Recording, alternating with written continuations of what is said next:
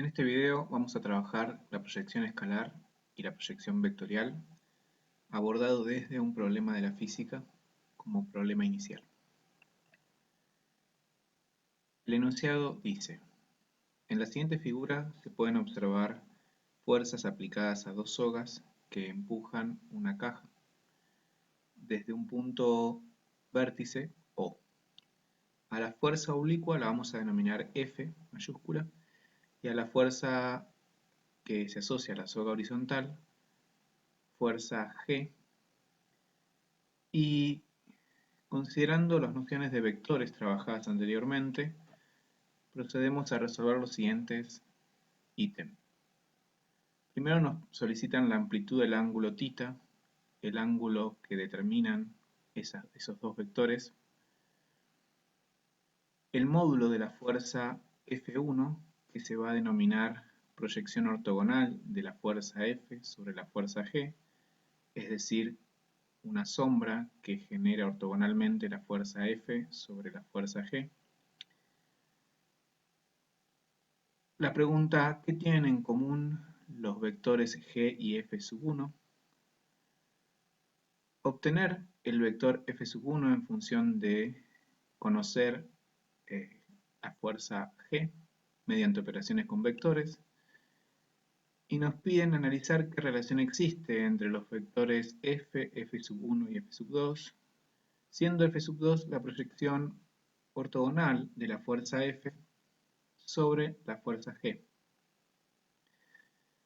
¿Y cómo se puede obtener el vector F2 en función de la fuerza F y la fuerza F1?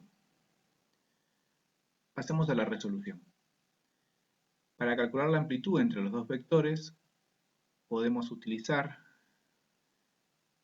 la definición geométrica del producto escalar entre vectores, donde en este caso la fuerza F y la fuerza G en producto escalar es igual al producto de sus normas por el coseno del ángulo comprendido. Si despejamos el coseno y luego el ángulo, obtenemos como fórmula general que para hallar el ángulo entre dos vectores es el arco coseno del producto escalar entre las fuerzas sobre el producto de sus normas. Resolución del ítem B. Nos solicitaban analizar el módulo de la fuerza F1, proyección ortogonal de la fuerza F sobre la fuerza G.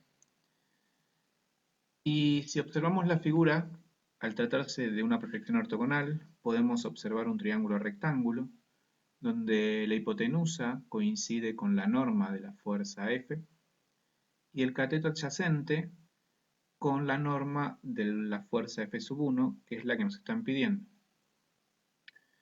De esta manera, si conociéramos el ángulo θ, que calculamos en el ítem A, podemos pensar en razones trigonométricas, y si queremos calcular el cateto adyacente conociendo la hipotenusa, podemos calcular el coseno del ángulo, que será la norma de la fuerza F1 sobre la norma de la fuerza F, la hipotenusa.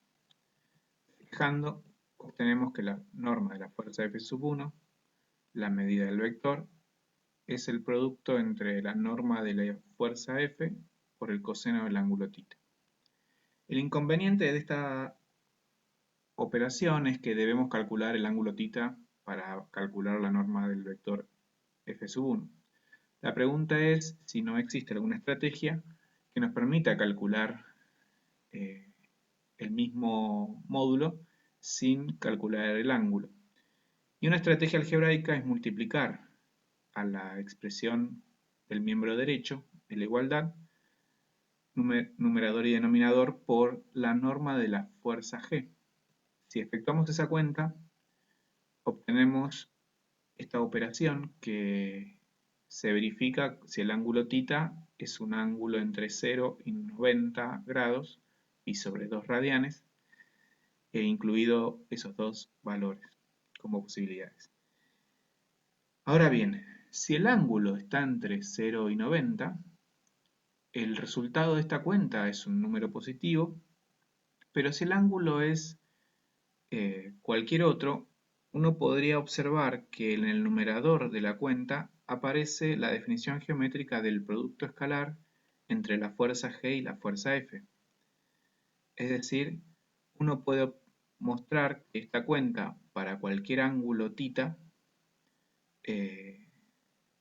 que pueda dar negativo, esa cuenta va a recibir un nombre que es el producto escalar entre la fuerza F y la fuerza G, entre dos fuerzas, sobre la norma de la fuerza G. Va a tratarse de una proyección escalar, un número que puede ser positivo, negativo o cero, en función del ángulo θ, y en este problema de física el ángulo era un ángulo agudo. Bien, uno puede construir esta cuenta en el caso de que el ángulo no sea agudo, y tal como dirá el sentido del vector, nos indicará el signo en función del ángulo θ. Pero lo importante de esto es que vamos a encontrar que la cuenta que hemos obtenido, como el producto escalar de vectores sobre la norma del vector sobre el que se proyecta, es igual a la proyección escalar de la fuerza F sobre la fuerza G. Y vamos a denominarlo proyección escalar del vector F sobre el vector G. Resolviendo el ítem C, que nos preguntaban qué tienen en común los vectores G y F sub 1, y cómo obtener el vector F sub 1 en función de conocer al vector G, uno puede observar que al tratarse de una proyección de una sombra de un vector sobre el otro, el F sub 1 pertenece a la misma recta o está contenido en la misma recta que el vector G.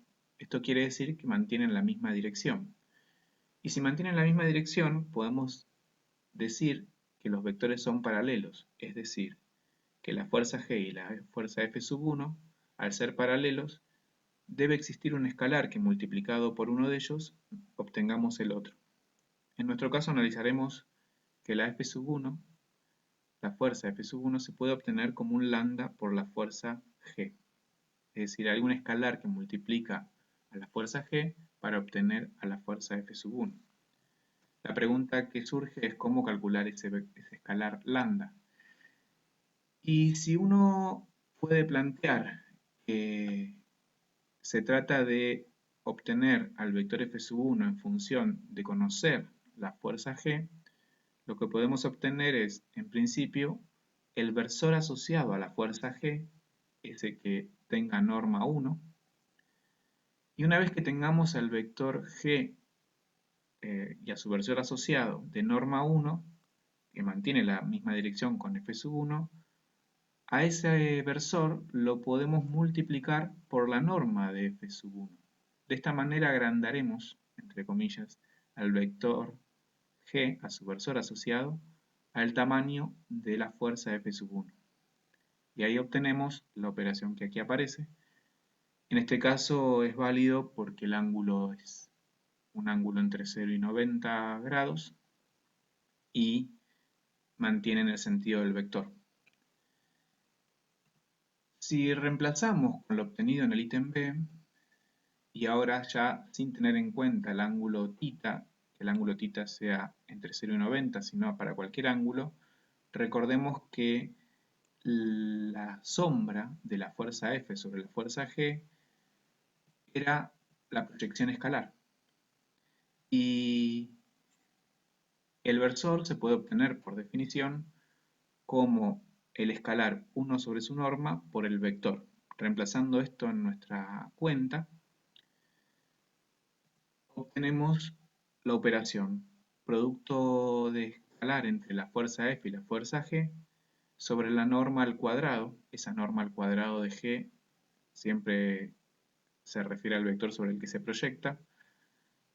Aparece de la operación entre el versor y la proyección escalar, multiplicado por el vector G. Obsérvese como importante que, a diferencia de la proyección escalar que se obtenía un número real, en este caso se trata de obtener un vector. Por eso se va a denominar proyección vectorial de la fuerza F sobre la fuerza G. Y la operación es la que aparece en color rojo. Esto permite entonces obtener al vector proyección, a la sombra como vector, de la fuerza F sobre la fuerza G. Y el último ítem preguntaba cómo podemos establecer alguna relación entre la fuerza F, F sub 1 y F sub 2, y al observar nuevamente el gráfico podemos obtener la cuenta que dice que la fuerza F, por la regla del paralelogramo, se trata, y además por la construcción de las dos fuerzas proyecciones, es la suma de la fuerza F sub 1 y F sub 2. Si conocemos hasta ahora la fuerza F por dato y hemos obtenido cómo calcular el vector F sub 1, proyección ortogonal de la fuerza F sobre G, para hallar la fuerza F sub 2, que se va a llamar componente ortogonal de F sobre G, basta con despejar de la ecuación vectorial a F sub 2, obteniendo que F sub 2 es la diferencia entre la fuerza F y la fuerza F sub 1. Como decíamos, este vector se va a denominar componente ortogonal de la fuerza F respecto al vector G. Decíamos en el ejercicio, y ahora acercándonos al cierre de las fórmulas que hemos obtenido a partir de la resolución del problema de física, la pregunta sería, bueno, ¿qué ocurre cuando el ángulo no es agudo? Obsérvese que la componente que estábamos analizando en las situaciones anteriores, en este caso tenemos que la proyección del vector, la proyección ortogonal del vector B sobre el vector U, cambiamos los nombres para asociarlo a situaciones puramente matemáticas, obtenemos que si el ángulo es agudo, la proyección vectorial es un vector verde, que aparece en el primer caso. Si los vectores eran ortogonales, es decir, perpendiculares, la sombra del vector B sobre el vector U es el vector nulo, en el segundo caso. Y si el ángulo es obtuso, la proyección vectorial es un vector con sentido contrario al vector sobre el que proyecto, es decir, que acá la proyección escalar nos va a dar un número negativo, y esto tiene que ver con la consecuencia de que la proyección escalar dependía del producto escalar entre los vectores, y el producto escalar entre dos vectores con ángulo obtuso da número negativo. Finalmente, a modo de cierre, como decíamos, las fórmulas más importantes de este proceso. La proyección escalar de un vector sobre otro se obtiene como lo que está en color rojo, y es un número. El número P, que se calcula como el producto escalar entre los vectores sobre la norma del vector sobre el que se proyecta. La proyección vectorial de un vector sobre otro, realizando el reemplazo en el cálculo que habíamos propuesto en el problema de física, de para obtener el vector multiplicar la proyección escalar por el versor asociado al vector sobre el que proyectamos, obtenemos que la cuenta que para obtener al vector proyección ortogonal es el producto escalar entre los vectores sobre la norma al cuadrado del vector sobre el que proyectamos. Toda esa expresión algebraica racional es un número real, que multiplica al vector u, obteniendo un vector paralelo que va a simbolizar la proyección vectorial del vector b sobre el vector u. Finalmente, la componente ortogonal, como mostramos en el problema de física, se trata de una resta entre el vector b y la proyección vectorial, el vector proyección vectorial de b sobre u. Para ejercicio, dejamos como una propuesta una situación equivalente a la que estuvimos analizando, pero con dos vectores en R3, es decir, en la tercera dimensión.